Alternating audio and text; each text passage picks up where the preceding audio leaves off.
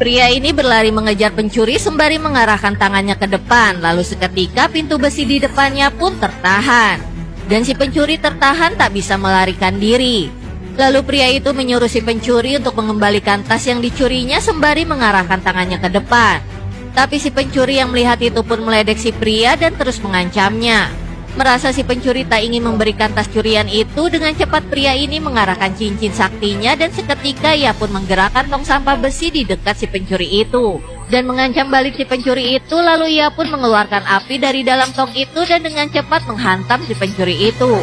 Sampai akhirnya si pria pun berhasil mengembalikan tas yang dicuri kepada teman wanitanya. Dan pria ini bernama Dev. Jadi awalnya sewaktu kecil ia tak sengaja masuk ke dalam toko barang antik karena mencari kertasnya yang terbawa angin.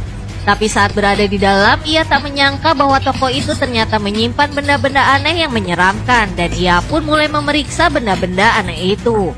Sampai akhirnya ia tak sengaja menyenggol benda di tempat itu dan seketika benda itu pun mulai terjatuh dan terlihat berantakan.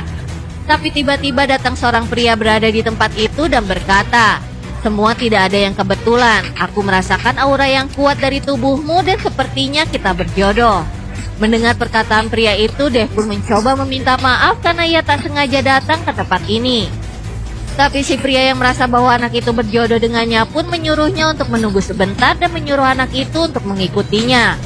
Lalu pria itu membuka suatu kotak kecil lalu mengambil benda besi berbentuk naga dari kotak itu dan memberikan kepada anak itu. Sembari berkata, "Jika benda ini menyukaimu, maka dia akan ikut bersamamu."